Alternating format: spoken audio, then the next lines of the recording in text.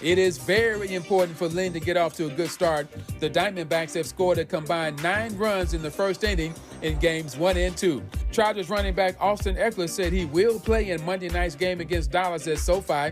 Eckler has been out since week 1 with a high ankle sprain. The Chargers are averaging only 2.7 yards per carry in Eckler's absence. The Clippers beat Utah by 5 in a preseason game last night in Seattle. Kawhi Leonard played 20 minutes. He led the Clippers with 16 points.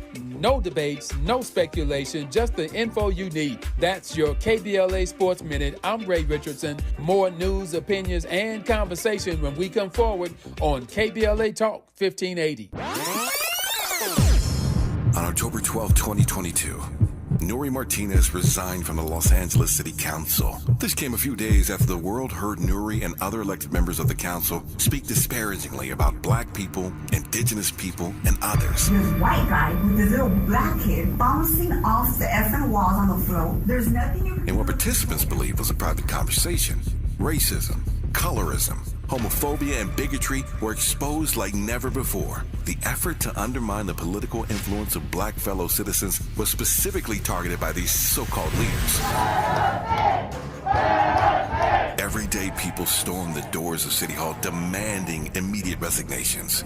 Even the President of the United States called for resignations. On Thursday, October 12th, 5 to 7 p.m., KBLA Talk 1580 will host a day of dialogue on the anatomy of anti-black racism and bigotry in Los Angeles with an all-star panel of civic leaders. Don't miss this conversation. Thursday, October 12th, live from 5 to 7 p.m. with an encore performance from 7 to 9 p.m. only on KBLA Talk 1580. We've got a lot to talk about.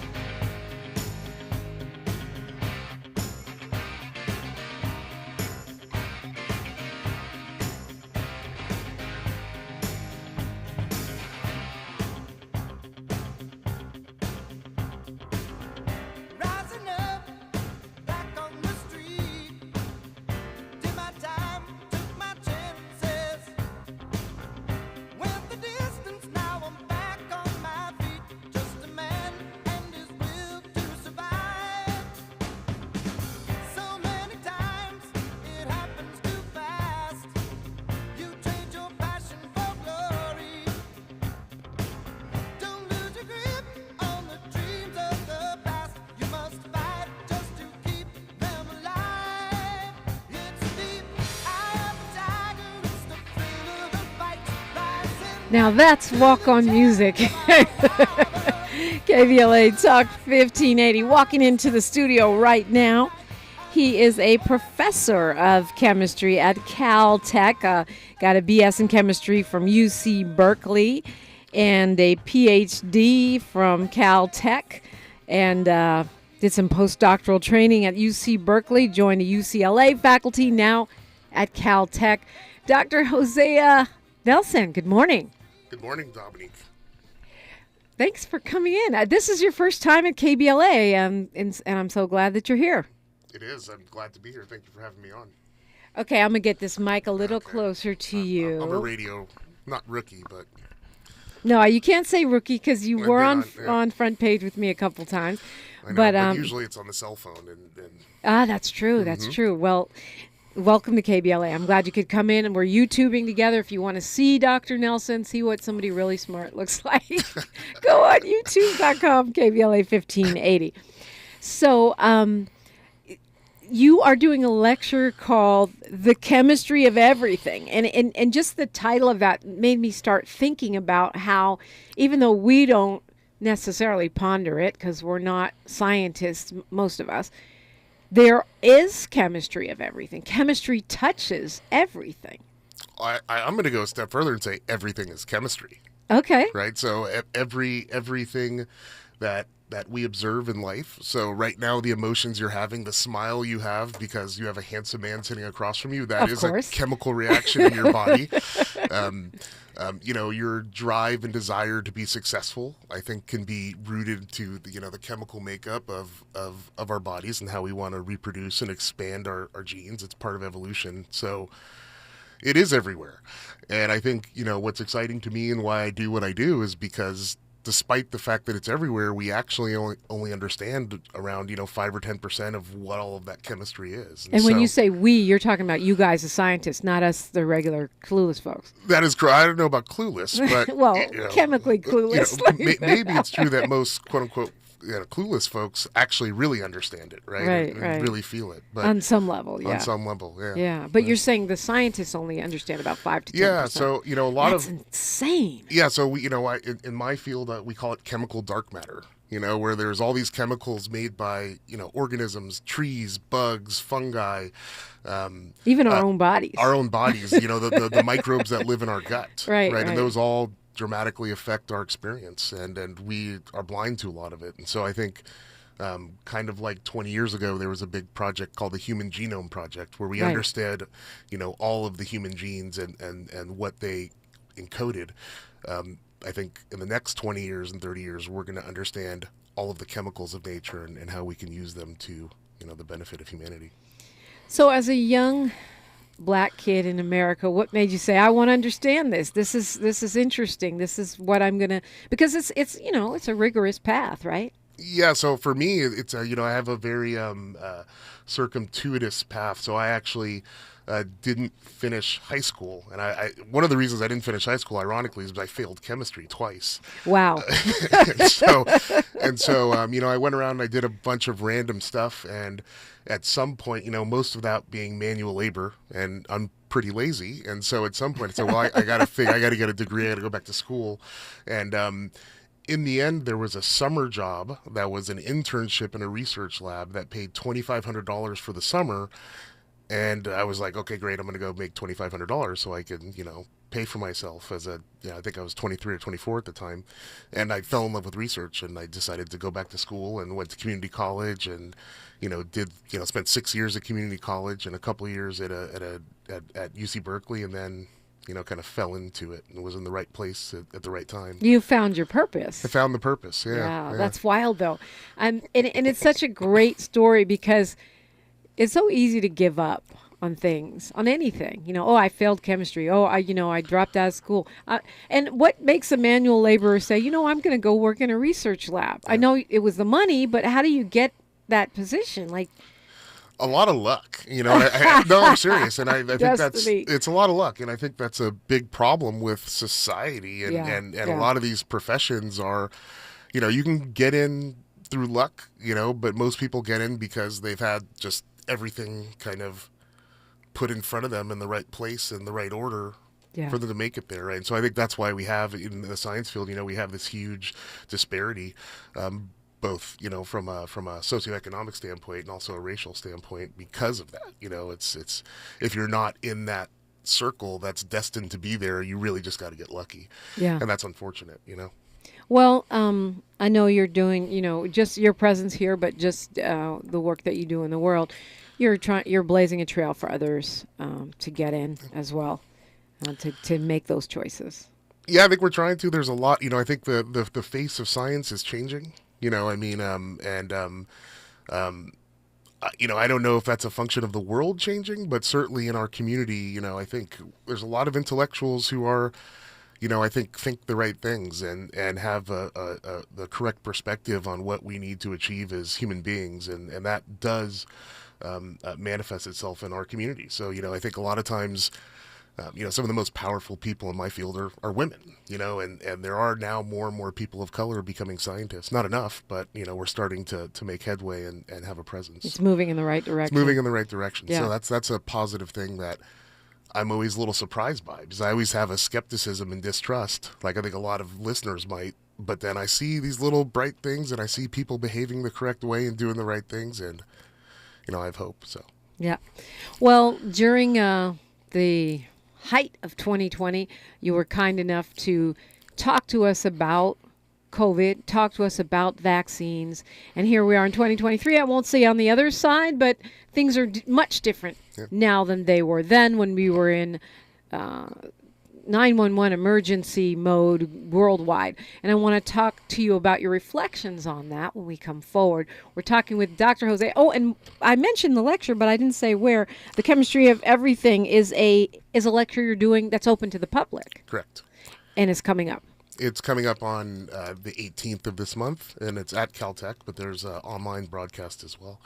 And I believe Dominique said she would give us a little plug and show a graphic that has some information on it. Yes, absolutely. Caltech.edu. I am going to put that up. Caltech.edu. It's the Watson Lecture, The Chemistry of Everything, Uncovering New Treatments in the Natural World. I want to talk a little bit about that, too, because that's exciting and interesting. And that lecture by Dr. Nelson, they're going to have snacks. They're going to have Q&A. It sounds like it's a whole thing, and you'll be speaking. So, and it's free. So, yeah, check it out. Caltech.edu. Talking about vaccines, talking about natural cures, and other things chemical that affect you more than you think. I got to ask you about forever chemicals. That's the latest freak out scare that everyone's talking about. That and more when we come forward on KBLA Talk 1580. The station you turn to when you've had it up to gear with cultural incompetence. KBLA Talk 1580. At City National, we listen to you. I want to expand my business and my legacy. I want to set up the next generation for success. I want to see my vision come to life. I want to feel right at home. Your goals, passions, vision, future. We want to hear it and work alongside you to achieve it. Visit cmb.com to learn more. City National Bank. Here for our clients and communities. Happy birthday, Metro K-Line. Whether traveling for business or pleasure, it's time you made today a K-Line day. The K-Line can connect you with fun, food, friends, and family from Crenshaw to Inglewood in one safe, clean, comfortable ride. Take the K-Line today and experience the diversity that makes LA such a great place to live, work, and play. Make it a K-Line day. Go Metro. Visit metro.net/K-Line. The Los Angeles Urban League helps African American and others in underserved communities achieve true social parity, economic self-reliance, and civil rights. For over 100 years, Los Angeles Urban League has ensured our communities have access to careers with living wages, opportunities to start and grow businesses, and clear pathways to personal and professional growth. Programs like BizCamp, Construction Career Academy, Bob Business Ready, and B-Warp. The Black Wealth Attainment and Retention Program are examples of the ongoing events designed to make our centennial mission to rebuild Black Wall Street right here in LA a reality. To sign up for our newsletter or to support the Los Angeles Urban League with your time, talents, and donations, visit laul.org. That's laul.org.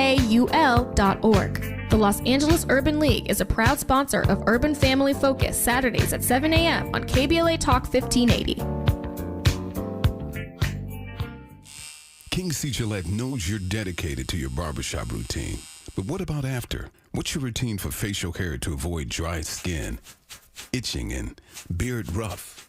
Well, the King C. Gillette Beard Oil is a perfect fit for making your beard feel as good as it looks. It softens your facial hair and moisturizes to help prevent itch due to dry skin. Get facial hair that feels as good as it looks. Just trim, wash, and soften with King C. Gillette.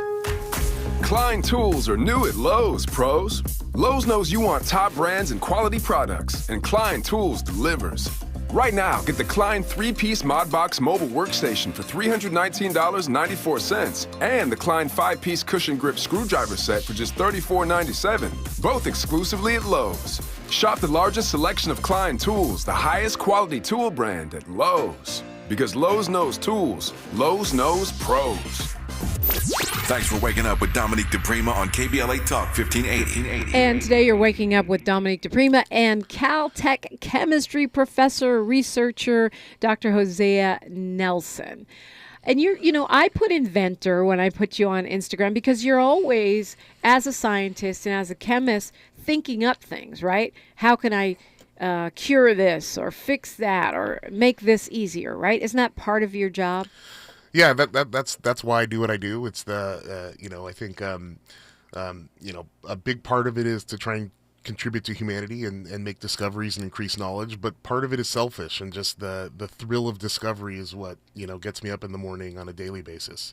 And so absolutely, I think scientists and chemists are often inventors. Yeah. I met some of your scientist friends. They're kind of a wild bunch too. They don't fit the description of the quiet guy in glasses with the coat. No, I think what we do, there's a lot of hustle, there's marketing, there's self-promotion, there's, playing business in a lot of regards. And so a little bit of politics, and, it's like any other job. There's more to it. Yeah. For you as a scientist, as a chemist, what's been your most exciting moment so far, in terms of your journey of discovery? Yeah, I think in 2018, my research group collaborated with two other research groups at UCLA, where it's actually kind of an interesting story, because it wasn't purely a discovery on our part. It was something that someone else had discovered and was using for studying a particular system in biology. And a couple of collaborators and I recognized that we could use the same technique for something completely different, for chemistry, for understanding the shapes of molecules and perhaps new therapeutics or new drugs. And so we tried it, and it worked like the first time we tried it. What? When does that happen? Never. And never, ever, ever. And, published a paper that actually it turns out we were competing with another research group in Stockholm, Sweden, and we found out we were competing with them. So we, instead of publishing the paper in a normal way, we actually just released it through social media, basically, to the public. Wow. And, we ended up getting, I think, 100,000 people read our paper in 24 hours. That's a lot for a scientific paper. That's a lot of reads. Yeah. And so you kind of went guerrilla with it. We went guerrilla with it, and we went viral. And that field of chemistry, to some extent, we invented. What would we call that field? So we call that electron diffraction. And so it's a method where we basically take an electron gun, an electron beam, and shoot it at chemicals we're interested in studying their properties. And basically, the way the electrons bounce off of the material, we can do some calculations to figure out their three-dimensional structures. And so that's a big problem in drug discovery and areas like that. Molecules are really small. You can't see them. In fact, the very act of looking at a molecule would impact it, because the light, the photons that make up light would bounce off it and change it. So we use electrons and bounce them off of material so we can see them. Yeah. And so, we think that is going to be really impactful over the next 20 or 30 years. In fact, we think it's going to be a technique that displaces many other techniques, and it'll be used in every university, at every pharmaceutical company moving forward. That's pretty special. Yeah, so it's interesting, because that wasn't necessarily the pure discovery that we dream of as scientists, right? Scientists, we want to have that aha moment where we discover something that no one else has ever even thought of or seen. And really, my biggest quote-unquote discovery is actually repurposing someone else's discovery for something more useful. Yeah. More discoveries to come, though. Yeah, Still absolutely. a young guy. Yeah, absolutely. Hopefully. So let's talk about, speaking of drugs and such, let's talk about where we are with coronavirus, COVID. Yeah. We talked about it a lot because I decided to get the jab. I never wanted to force people to do it, but I did want people to move away from misinformation, disinformation, and panic, and get to a more calm place of making decisions. How do you see the vaccine and the pandemic in general in hindsight? It's easy to look back knowing what we know now and have a different take. So this is a complicated question. Maybe the question I was hoping you wouldn't ask, but that's the best question. I think just to go back in time a little bit, I think from my perspective, at that time in 2020, we had, 1 out of every 500 black people or something. There were some ridiculous stats. It was 1 out of every 2,000, or some significant number of the African American population was, dramatically affected by COVID. And so, because of the disparity we have in healthcare here. And so, I think at the time, my thought was just like yours, right? We need to help people survive, and we need to make sure that folks can get vaccination. And, I guess the reason why I was scared is because, I was on air and I said, there's no way this vaccine will, this is a vaccine that's going to be persistent, that's not going to have, be so impacted by mutations. So I was really under the impression that, it would be one shot or two shots and done. Because of the type of technology, the mRNA. Because of the type of technology, mRNA. and just I think it was unclear. I think the rapid rate at which the coronaviruses would mutate and evade vaccine. So, I think I remember specifically answering a question on air saying, someone asked, "Are we going to have to get a shot every year for this?" And I said, this is going to be the one and done shot or the two and done shot." And so, I regret that. So I guess my point is that, there was the cloud of a pandemic is like the cloud of war. And I think that a lot of people, like including myself and you, and we're going to try and say the best things that are the best things for the community, at the moment. Right. But in retrospect, I know it's a tough question. Can I dodge this? Yeah, you can dodge it. Well, I don't know. I guess you didn't really dodge it because you talked about, you seeing things differently. And I think that cloud of war is the best example because when we get into these kinds of crises, we tend to have a pack mentality, and sometimes people, make fear-based choices. I myself, I don't have regrets because I feel like I always said it's up to you, do what you want to do. But to me, too many people were dying, especially Black people and elders. Yeah. And, I think that, the same advice that people like me were giving on air is the same advice we gave to my mom or to, to our family members. Right. It was the goal was trying to help and make sure that, we didn't really, think things could have been a lot worse, I guess is what I'm trying to say. But, right. And I mean, technically it's an endemic now, right? Not a pandemic, which means we just got to live with it forever. Yeah, we have to live with it. And I think that's part of the, not regret, I don't want to use the word regret, right? But it's, the hindsight is that, I think if we thought about the disease, in the reality that we know it now in 2020, things may be different. And we may have changed the way we thought about things and the way we did things. In particular, this idea that we're going to have to live with it forever, right? I mean, the whole thing was, hey, this is a vicious disease that's taking the lives of a lot of people, and we're going to knock it out.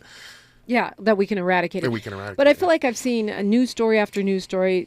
New York Times is great for this, but I also see it on TV about how there's another pandemic, there's another disease lurking. There more and more of these kinds of illnesses are going to jump from animals to humans. That they're, because of the changing climate and the temperature, which I guess now we're really getting into chemistry, we'll see more proliferation of bugs and bacteria and such. I mean, should we be? It's so that to me, germs and bugs does scare me. I'm not gonna lie. Yeah, so I think the good thing, just moving forward, I think what was true is that COVID-19 is really contagious, and luckily, I don't want to use the word luckily, but maybe. It could have been worse, where it could have been a much more fatal disease. And with that level of contagiousness, with something that's more deadly, it could be a dramatic impact on humanity. And it's not necessarily true that there won't be a disease like that in the future. So, if nothing else, I think we can look back at our experience as a people and realize that, hey, this is something we do have to be worried about. Yeah. So I'm worried about it. I mean, you're worried about. Absolutely. So, I mean, we recently wrote a proposal, and we have a research program in my group now that's trying to develop technology that preemptively has drugs on hand for a fungal pandemic, right? So this was a viral pandemic, and so we wrote this proposal before The Last of Us, but it kind of relates to that, where if we had a fungal pandemic, there are not treatments online ready to go. There's probably, we were very lucky in this situation, because we had so many existing treatments that had been investigated and other molecules that we had on hand that we could use for viral infections. We had the mRNA technology, which brought us a vaccine pretty quickly. And I think regardless of your opinion, that probably, saved quite a few lives. We don't have any of that for other types of diseases. And so like a fungus, like The Last of Us. And so, at the very least, I hope that, with all the pain that the pandemic has caused the world, I hope at the very least we're a little bit more thoughtful moving forward about how we can be prepared and be ready. We should have diagnostics and test kits and things like that ready to go. I mean, that was, if you remember, in 2020, you couldn't get a COVID test, right? And that was a big problem, right? So we weren't ready. Now you can get a COVID.gov or something. Yeah. Anyway, they're free, but I think one of the things we saw during that time, too, was Africa did surprisingly well. Yeah. And I feel like many parts of Africa, even though they didn't have the resources that we had, and I feel like that's because of Ebola and their experience with dealing with diseases. So maybe we'll catch up to Africa in terms of our ability to handle, this kind of a crisis. Yeah, and I think, it's also true that, I hate to say it, but, I think a lot of the, I think Sweden is a great example where they had this, what was considered a very backwards policy on COVID, where, they decided not to shut down the economy, not to shut down schools. And if you go back and look at the data, it's unclear that they fared dramatically, poorer than other places that had, employed kind of the state of the art in containing a disease. If now, that makes any sense. Yeah. So you're saying they didn't shut down, but we don't see a big discrepancy in their over time, right? So in the beginning, it was like a lot. There was a lot of bad outcomes. Folks dying, getting really sick. But over time, it kind of looked like the rest of the region. Do we know about other factors, like were they less politicized about wearing masks, or was there greater immunity because more people were getting sick? I think one big thing was incredible compliance, right? So the people, if the government said wear a mask, folks wore masks, and I think protecting elderly people, I think it's I think we have to have perspective always, right? And so, I hate to say it because it's certainly that's the opposite to my party line in 2020. I was like, shut everything down. Let's do everything, that we think we should do. And I think, some of the alternative strategies they had, in the end, they bore out to not make that much difference. So that's confusing. And I think it's important though, because it breaks down this idea that we have, it's an either or. Yeah, exactly. You either shut everything down and everybody wears masks and freaks out, or everybody goes willy-nilly and does whatever they want, like Florida. I mean, that's a different path. We're not shutting everything down, but everyone's complying. Yeah. That's not the Florida path, and it's not the California path. So it's interesting to think about, but I'm concerned that the politics of the situation stops people from looking at this in a really kind of objective way, because we learned a lot. Yeah. And I just hope those lessons don't get lost. I mean, honestly, the political side, it's kind of confusing because to me, if everyone was wearing masks and then we didn't have a flu season, really. Yeah. I mean, that means that there was a benefit to wearing the mask, even if it didn't stop COVID. You didn't get the flu, so why not wear the doggone thing if it's possibly saving some lives? Yeah. But still politicized. Yeah. It's still politicized. Maybe we'll get past that. I hope so. Yeah, maybe we'll get past that. Well, we've got news, traffic, and sports coming up soon, but I have to ask you, when you talk about the future and how the climate emergency that we're in is changing the chemistry of everything, including dis-ease. Mm-hmm. How does a person or an institution prepare for that? I mean, you talked about having supplies on hand and this and that, trying to get, and I'm glad you guys are working on this because fungus is scary, mold is scary. But how does an individual prepare themselves, whether it's mentally, physically, emotionally, scientifically? Like, how do you? Well, I think what is true is, one thing we learned in the pandemic was that, most of the folks that were, severely impacted from a health perspective had underlying conditions, right? So I think one big lesson is, it's for me, for example, I need to eat less because, being overweight was a comorbidity with COVID. And so I think we can certainly be healthier, right? And eat healthier and actually, have healthcare that is, keeps us, in reasonable shape and health, right? And so those a lot are of the it, I things think, we can be control. preventive, right? I mean, if you look at the healthy folks, did okay kind of during the pandemic, right? And so, I think that's the one thing we can control. Yeah. So I was blessed this year to go to South Africa. We do our yearly trips to Africa. And by the way, we have a meeting the 14th on Zoom. Go to africanfocus.org if you want to find out. If you want to come with us, we're going somewhere else next year. But we met with this chief of a tiny village. Actually, this was in Zimbabwe, in PC Village.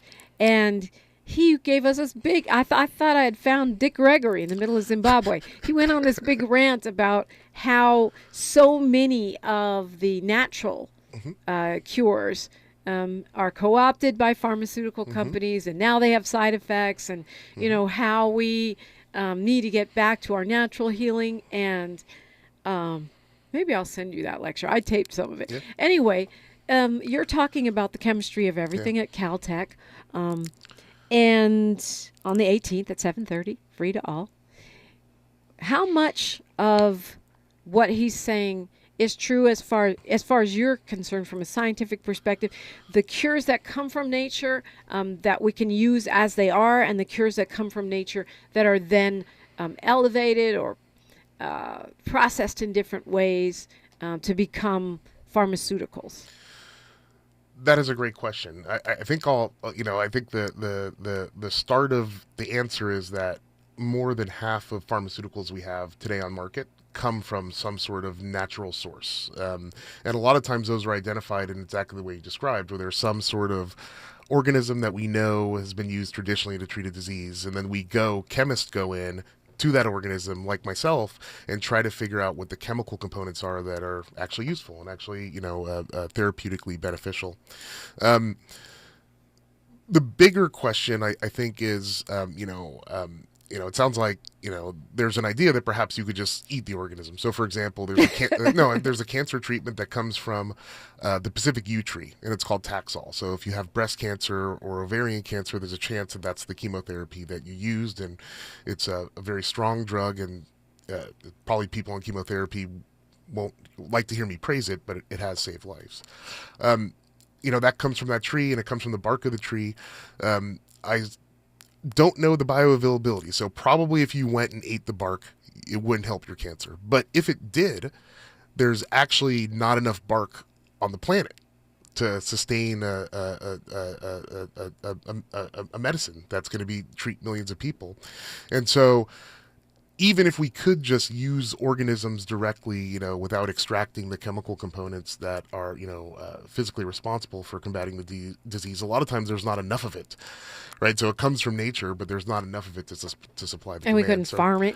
We could, in some cases. So the Pacific yew tree is the example I used intentionally because that tree takes 100 years to grow. Oh, Lord. So if we wanted to take all of the Pacific yew tree and use that to treat all of the breast cancer, we would cut down all of the Pacific yew trees in 2023 and then have to wait till, a long time to 21-23 have to wait till the crop. Folks in Tulsa get reparations before we get more of those trees. So what is true, I think it is true that a lot of times we find those chemicals in those organisms and then they're modified and changed in the process of developing them into drugs.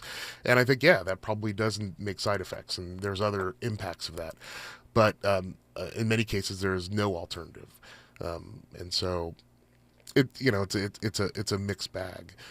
But it is clear that there are other effects that I think we're going to learn about in the future, over the next, over the next decades of research, where there are, say, multiple chemicals in an organism that are actually, their combined synergistic effect is why they're good at treatment. And maybe as, medicinal chemists, we're just picking out one half of it. Right. They left out some of the other properties.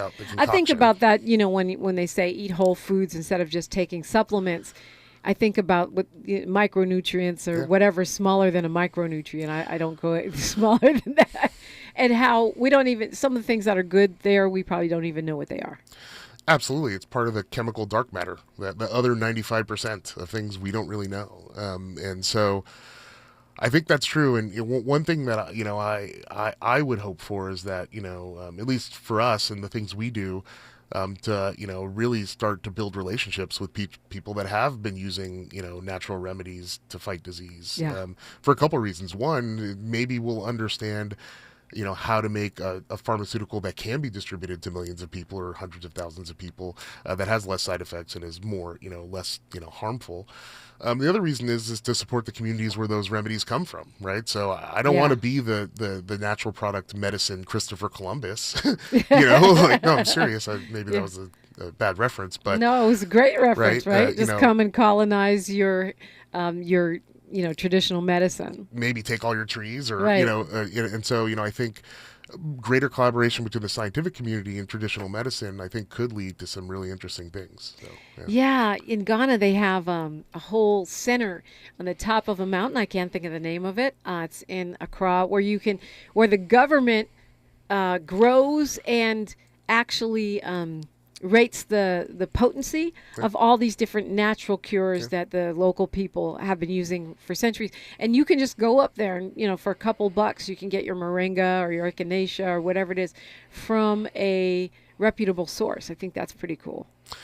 Yeah, that's very cool. And, I think those types, there's a whole group of scientists called ethnobotanists, and this is what they do. They go around and they talk to people, various communities around the world, trying to find out which plants they use to cure disease, and then they collaborate with people like me to try and understand the chemical compositions of those plants. But I really think there's a lot there, and I'm really excited about that. Actually, we have an interesting program we starting now. It's funded by an organization called the Packard Foundation, and they gave us around $100,000 to do outreach to local Los Angeles communities. And what we're setting up now is a program where people from the community can actually send us things that they believe may have some interesting chemicals in them, things that maybe they've used in their family as natural remedies, and then we'll go search through them. So it's kind of interesting. Man, I got so many questions for you today. Speaking of things that they have chemicals in them, I worry now that cannabis is legal and that there's all kinds of chemical additives and all kinds of stuff going into it where it may be less safe than it was when we were getting, I'm speaking for myself, when we were getting it from our local friends. The dime bag may be more safe than some of the commercial grade cannabis. Is anyone testing that? Certainly there's a lot more people testing cannabis these days, because when you go into dispensaries, you want to get the percentage of THC, right? Right. In terms of, I think what you're saying could be true, but also, I think, that dime bag came from somewhere 20 years ago, right? It also came from someone who was doing it for profit. From a cartel somewhere, exactly. Probably. Yeah. And those folks use pesticides because that, pests kill crops of any kind of crop. And so, I think with regulation, there is a possibility that at least we can get rid of that threat. Right. At least, hopefully. So the additives, at least we were able to track or trace what they might be. Well, I think pesticides we can hopefully, if that's regulated, we can at least know if that's in there. Now, when someone extracts THC from a plant and puts it in a little disposable cartridge that you smoke, I don't know what's in that. A vape, right? You have no idea. I have no idea, and that's not regulated, and so not regulated. Yeah, I don't think so. So whatever no one regulates it that I know of. I mean, that is a still and those are chemical agents that are carrying that compound into your body. Exactly, and I think the same thing is true with nicotine as well. With a lot of those electronic cigarettes, is where do they come from? What is in them? It's not just about the plant. It's not just about a marijuana plant or tobacco plant. It's about how they're processed and the little oil that comes to you and the device you use. I mean, when I think about it too deeply, Dr. Hosea Nelson, I do get a little scared by the chemicals all around us. Is that overhyped? Is that me being, a hippie descendant? I mean, I think about the spray-on cleaners. I think about plastics everywhere, the microplastics, the chemicals in the processed foods that I occasionally like to munch on. Is that overhyped, or is it really a peril to humanity? So this is I'm worried about it too. So I don't know if it's overhyped or not. I think one thing that is true, for example, in my lab we have some program that studies toxins. The most potent toxin we have in our lab is not man-made. It comes from nature, actually. And so, I think that what you're saying is true. We're adding things in manufacturing processes and with their impacts on biology and humans may be unclear. But there's a lot of stuff in nature also, that orange you ate or that banana you ate has chemicals in them as well. They're made up of chemicals are everything. Right. And, human beings have evolved eating bananas and oranges, so we're probably okay, but Right. So you're saying we've adapted to that? Or, because honestly, you look at it and you think, well, people have been eating bananas for hundreds of years and we're still around. So that's probably okay. But my point is that beyond what we're adding in general, there's chemicals in our environment that could be very bad for us, and they could come from nature, they could come from a factory, but in either case we should be aware of that. Do you drink water out of plastic bottles? Yeah, I unfortunately do. Yeah. But you wouldn't recommend it? So at our house we have a water purifier, and when I'm at home I try to use glass. Yeah. Okay. Yeah. Do you think that these microplastics that we're hearing about coming now into our seafood and our food chain are problematic for human organisms to survive? Well, absolutely. I mean, that is something I can't argue with. But I think just my perspective is a little bit more broad. Yeah. It's chemicals in general, right? So for an example would be, this is now a hypothetical, so this is not something I studied, but let's say global warming changes the temperature in an area such that a different type of microorganism grows in that area. Well, some microorganisms make some really poisonous stuff. Right. Like you can think about dinoflagellates, like a red tide, right? Those are some of the most toxic things there are. So, I think our fear of chemicals should be broader. Right, we should we not just the ones we make. Like we should be scared of plastic bottles, but I'm also scared of, a variety of microorganisms and other things as well. Right. What about? Okay, I'm asking you all these questions. I know you probably feel like you're just being grilled, but what about because you read these things, and as as a mom or a kind of health enthusiast, I go, what do I do? So people are putting their drugs down the toilet, their pharmaceuticals down the toilet, they're putting them into the water supply, and we don't have a way to filter those out, as far as I know. Not at a reasonable cost, no. Right. So what does that mean for human life on Earth? Well, I think, I don't know. I'm scared too. No, Happy Halloween. I know. This is getting dark really quick. Sorry. I think I was gonna turn this. No. Around, the very fact that we can detect these things means that they're there and there's too much of them. Right. And we also know that they were made to impact biology. Like these are chemicals that were made specifically to do things to people. Right. And so, I'm worried, and I think we should be worried. And I think, thinking about a way to remedy that situation could be important. It's just, I don't know how, right? Not yet. Not yet. But right now, I think it's, it's practically impossible to remove them from our environment. Wow. So what does give you hope? I mean, speaking of the dark turn, like where are we making rapid progress? I was watching a show the other day about how we do have the means and the technology to save our planet before it's too late in terms of the climate emergency, for example, and how when we get into this woe is me, helpless mindset, then give up, then we play into the hands of people, polluters and people that want to just keep doing what they're doing. So in any area of your field, where do you see the kind of progress that gives you hope? Well, I think first of all, it's about saving people. The planet's probably going to survive. Yeah, good point. right? And so it's about saving us. Yeah.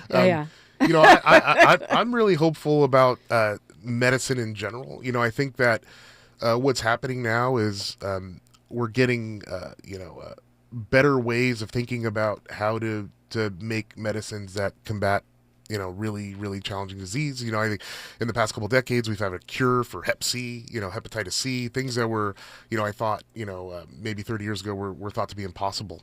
And so I think a lot of that is going to be driven by artificial intelligence and quantum computing, and advances on the computing side is going to allow us to to do things and make treatments for disease that are personalized for individuals, inexpensive to make, and actually have minimal to no side effects, right? So I think that is a future that is bright.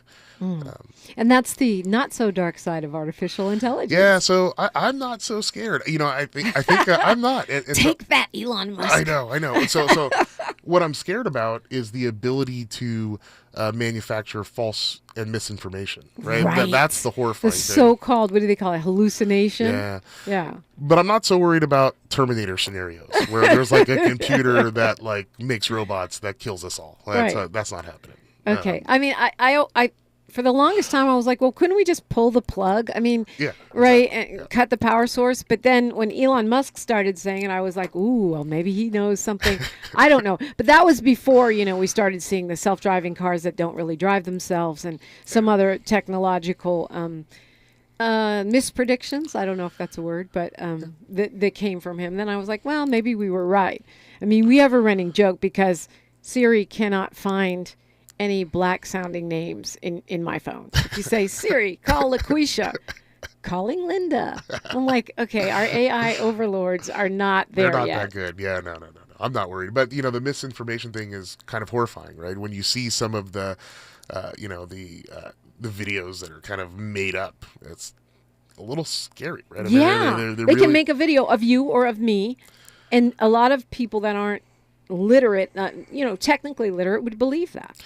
And, I think, from a more kind of geopolitical standpoint, there's been times in history where one speech from one individual has changed the course of history, right? Yes. To think that can be created, that's scary. We're talking with Dr. Hosea Nelson, Caltech, and also the Nelson Lab. Right? Yes. Is that your private enterprise, or it's connected to the university? It's housed in the university, and I think partially funded by the university. But it's an organization that does research, and we're funded by a bunch of outside organizations like the National Institutes of Health, National Science Foundation, Howard Hughes Medical Institute. And you can go and see Dr. Hosea Nelson. You can see him right now on YouTube, but if you want to go in person, the Watson Lecture, The Chemistry of Everything, Uncovering New Treatments in the National World. It's free, and you can go get more info at caltech.edu. How do we fix that misinformation? I mean, we know it's on social media and whatnot, but I mean, really, with AI, it's really because AI aggregates information, right? And doesn't necessarily select what's true and what's not true. I have no idea. I mean, I really, this is why I'm scared, and so I think, I don't know, it would be, maybe I was naive, and you probably have a better perspective on this than I do, but when I was a kid and, in previous years, I had some element of faith in media where I would think that and maybe this is totally misguided, but I would think that at least there was some portion of truth to what I was hearing, and the perspective would come from how it was presented and who was presenting it. And that's what you'd have to think about when you were critically thinking about, what you saw on TV or what you heard on the radio. Now I feel like there's a different element where you have to say, is that actually true at all? Even true, yeah. Is there anything about that rooted in reality? Yeah. And I think that's a fundamental difference. And I don't know, and maybe that's not. Maybe back then. No, it is a fundamental difference. I was raised by, progressive, radical, people that question authority was what my mom had on the fridge. And so I was raised to question everything and really be media literate. But we had a more fact-based standard. Sure, there was a spin, and there's always a spin. There's still a spin. It's what you leave out of the story. Yeah. It's what you don't focus on. But now you just get stuff that is 100% not true. It could be an image. It could be, and I think that has been elevated by what's been happening on the political landscape with our last president, who made it, kind of normalize that. Yeah. But I feel like we've been heading that way even before him. And from my perspective as a media person, that just requires an elevated sense of media literacy education. The only way, because I don't know how we can shut down all the mis and disinformation. And I mean, look at the 2016 election, right? I mean, that was a big part of it. And right now, when I think of misinformation, especially AI generated misinformation that's in social media, when does that cross over to major media? And and that's the horrifying thing. I can't think of it right now, but I know at least one case where that's already happened, and people have to retract. Yeah. And I hope that embarrassment makes people vet, because it's hard, but it's not impossible to vet it. Yeah. You can search that stuff. You can search it and find out if it happened, but you have to know to do that. And that, I think that is it's scary. Slippery slope. But it's like a lot of technological advances throughout history. There's a good side and a bad side, right? It really depends on the intentions of the practitioner, But back to where we started, you see, we keep going down these rabbit holes. Maybe maybe that's good, because a lot of our minds go there. And I know, because I've known you for a long time, that I can count on you to tell me the truth as you see it, not sugarcoat it. And sometimes it's surprisingly reassuring. Other times, not so much. I mean, I have faith in humanity. I think people are fundamentally good, and I agree with that. And I think that a lot of people out there are just trying to do good. A lot of the people that are in, I'll use the AI field because that's what we were last talking about, are there because they think that type of technology will help us become better humans. And so...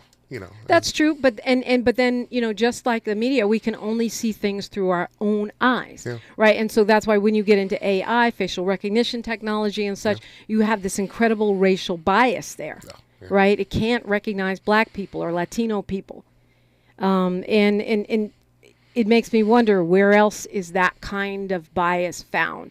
Whether it be medicine, we see what's happening with maternal, fatalities and such. How important is it, or is it important in your field to have a Black pair of eyes, a Black brain in the room when these discoveries, applications of discoveries, and discussions are going on? Well, I think it's incredibly important. I mean, the things that you're referring to are just a function of underrepresentation in those fields that create those things. And so, I think the more Black chemists we have, and people in biomedicine, the more, at least from the drug side and the treatment side, the more equitable the science would be behind it.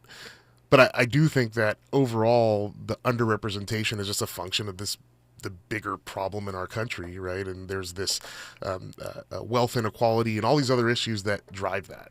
And so I think a lot of times for scientists, we spend a lot of time talking about, how to fix that situation by, bringing in more people of color to science and engineering. And that's great. We have to do that. But also, I tend to ask people, how can we as scientists affect the disease instead of the symptom?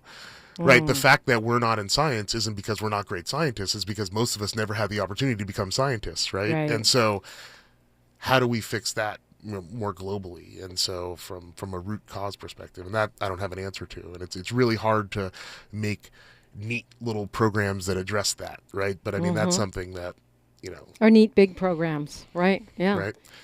But it's a good way to look at it, because you're fixing the pipeline, not the end, end result. Yeah, I think it's we have to, right? I mean, we have to. I think there's the inequality. Look, I'm more worried about the wealth gap in the country than I am about the number of Black chemists. To be honest with you, I think it's important, and I think that's going to help make technology and science more equitable.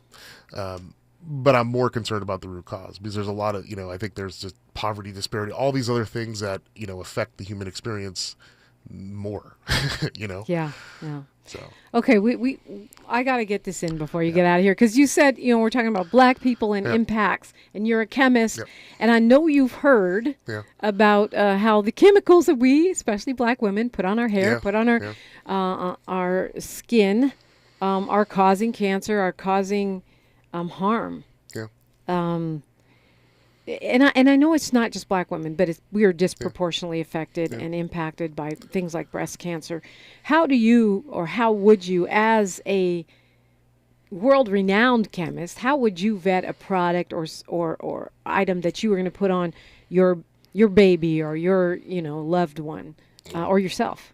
This is a really hard question, and I think it's the way I'm going to give an unreasonable answer. Okay. So from my perspective, I would try my best to only use products that were not undergoing a heavy manufacturing process. Now that's basically impossible. Yeah, you got to make your own stuff. You got to make your own stuff, right? And so, I think it's not impossible, but you definitely would not have a relaxer. Exactly. So I use coconut oil, organic coconut oil on my body because if possible, I like whatever I put on my skin to be able to go in my mouth, if possible. So, my mascara I don't put in my mouth, but I'm just saying. I use a lot of olive oil in my hair, for example. Right. And so, I think that is probably the best advice I would give someone. The problem is that, telling everyone make your own is not Or practical. be creative and use a thing that you don't have to process, like, coconut oil. There's a lot of natural products out there, but we don't always want them. Yeah, I don't have an answer for that. And I think, I think the problem is bigger, it's all of us, right? It's a bigger problem, right? And I think we do not, at least that I know of, there's no... It'd be really great if we had organizations that we trusted that were out there doing this vetting for us, right? That didn't have a financial interest in products and things like that. And that I think is at least absent, or at least the organizations that are set up to do that, there is no trust, or there is very least no communication between the public and those folks. Yeah. So, I know there are some organizations, but it sounds like we just got to pay attention. Got a couple minutes here before we hand the mic off to Tavis Smiley. Dr. Hosea Nelson, I'm really thankful that you came in. Folks get to see you on YouTube. They can watch it back now. Now your mom, shout out to Miss Pat, can watch this over and over again on YouTube. Oh, she will. I know she will. She loves me. She loves you. What could be better? And so what thought would you like to leave us with this morning, Dr. Hosea Nelson? Yeah, so positivity, and I think I've been thinking a lot about this, and lately, I feel like love for other people is something that is really important for us to kind of be healthy at work and be healthy at home. I think what's happening lately, one thing that's been on my mind a lot lately is that apologies don't work anymore, it seems, Wow. And so, when you do something that, you think is bad or regret, apologize to people, right? That's like apologies, or something I'm harping on lately. Meaningful apologies. Meaningful apologies, right? Absolutely. And so there's nothing wrong with that. There's nothing wrong with telling the truth. Yeah. And those are things that, I think a lot about lately. And I think we as people need to be more honest, and we need to be more loving, and we need to be apologetic when we make mistakes and open about how we feel. And bask in the chemistry of that. Dr. Hosea Nelson, it's a pleasure to talk with you as always. Thank you for coming in and checking in with us at KBLA. Absolutely. Find him at the Watson Lecture, The Chemistry of Everything, uncovering new treatments in the natural world. He'll be lecturing live and in person, but you can also catch it on Zoom. Get all the information at caltech.edu. Tavis Smiley is up next. He's got a great show for you. You know that's right. I'm Dominique DiPrima. History is now, and we are making it together. Until tomorrow, be safe, be well, one love. KBLA 1580 Santa Monica. Good morning and welcome to a Wednesday. It's the middle of the week. I'm Mike Moore. Now here's the latest from the Black Information Network. The Washington Post plans to cut almost 10% of its workforce. The paper announced that it will cut 240 jobs through voluntary buyouts. Staffers were told in an email that company leaders have been overly optimistic about the growth in readership, subscriptions, and ads over the past couple of years. Washington, D.C. has kicked off its inaugural Capital City Africa Week. The week is dedicated to African diversity through a series of events. Culture, art, and fashion will be showcased in locations around the district. The sporting element of that event includes